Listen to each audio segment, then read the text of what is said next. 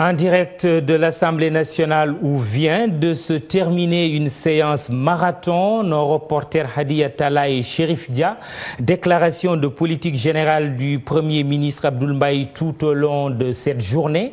Bonsoir à tous les deux. On va, avant d'en venir tout à l'heure à la synthèse de Daniel Diouf, avec vous, on va plutôt s'appesantir sur le comportement de la majorité parlementaire d'un côté et de la minorité de l'autre. Hadi Attala, comment l'opposition au pouvoir, il y a quelques mois seulement, s'est comportée tout au long de cette journée?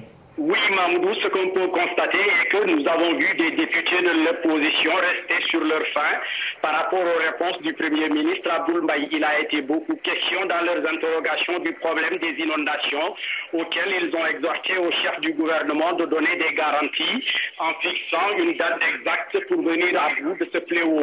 D'autres questions abordées par l'opposition, notamment Souleymane Ndéné Ndiaye du groupe libéral et démocratique. Il a demandé le maintien des fonds communs de la magistrature et la séparation des pouvoirs. Il a en outre aussi demandé qu'on mette fin à la violation des secrets de l'instruction, des instructions. Le Premier ministre est interpellé par la majorité sur l'évolution des audits.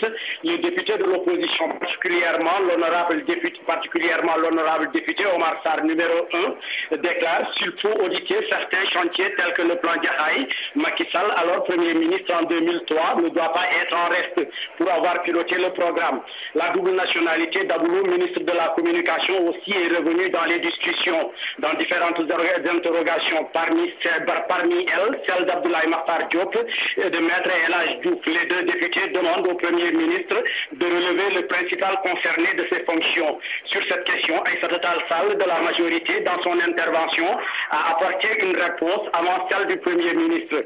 Les députés Omar Sarr et Woré Sarr avaient demandé à prendre la parole, à reprendre la parole, comme le veut l'article 71 de la Constitution, parce qu'ils ont été nommément cités. Ils se sont finalement désistés après la deuxième prise de parole de l'hôte de l'hémicycle.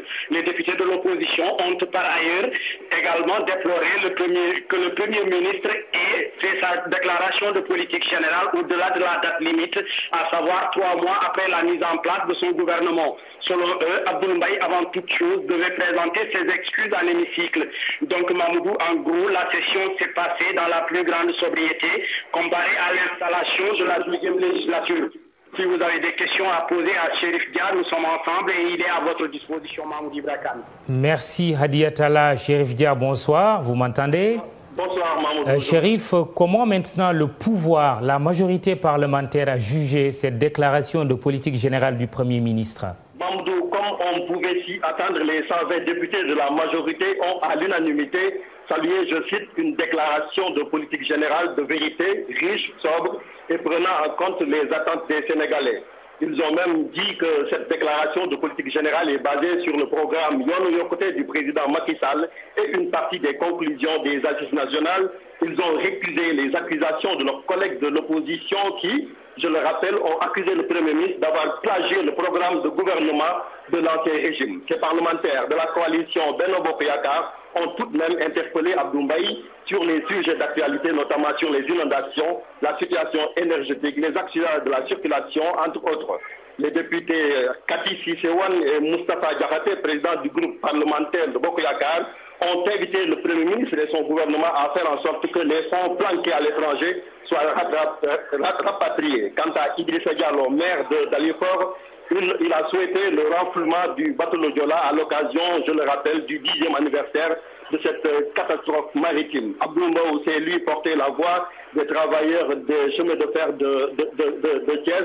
Quant à Barthélémy Diaz, il salue la décision du Premier ministre de réformer le code de la famille, notamment sur le statut des Sénégalais bénéficiant d'une double nationalité. Il faut juste rappeler que d'autres annonces du Premier ministre sont également saluées, notamment le projet de loi anti-tabac qui sera bientôt soumis aux députés, annonce le Premier ministre Mahmoud Ibrakan. Merci, Chérif Dia. À ton tour, Abdoul Mbaye a donc